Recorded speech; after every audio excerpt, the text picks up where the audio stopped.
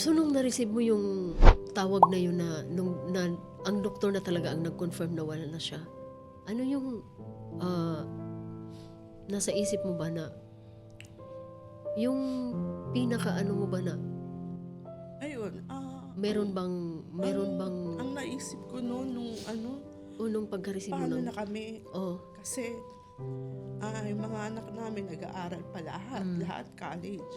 Paano ko hindi ko kayang suportahan yun? Siya talaga yung breadwinner namin. Um, Sabi ko, paano ko sila itataguyod? Dahil sila, tatlo, that time sabay-sabay. Lahat nag-aaral sila. Sabi ko kasi walang titigil. Kahit na wala si daddy nyo, walang titigil mag-aral. Kasi yan ang gusto niya. Yan lang ang Pangarap. maiiwan niya na pamana sa kanila. Wala nang iba. So, kahit gusto nilang mag-work noon part-time, takot ako, hindi ko sila pinayagan. Sabi ko, hindi, basta aral lang, walang labas-labas ng bahay. Kasi mahirap na, takot ako. Then, nung saka ko lang, sabi ko, hindi ko kaya. Sabi ko sa isip ko, hindi ko kaya. Paano to?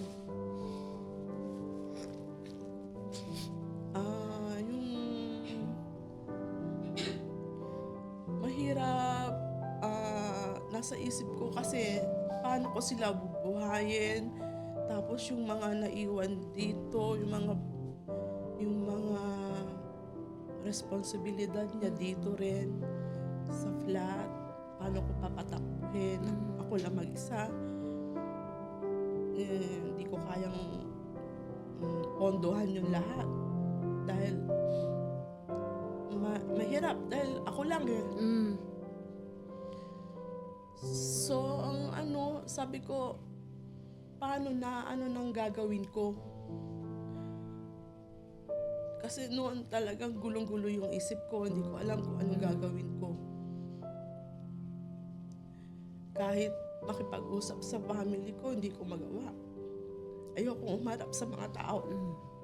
Kahit sa phone, kung may mga ngamusta or magme-message, hindi ko sinasagot. Ayoko. Ako kasi, hindi ko para sa akin, hindi ko kayang mabuhay na wala ba siya. Kasi lahat nasanay. kami, kahit na nandito ako, nakadepende pa rin ako sa kanya.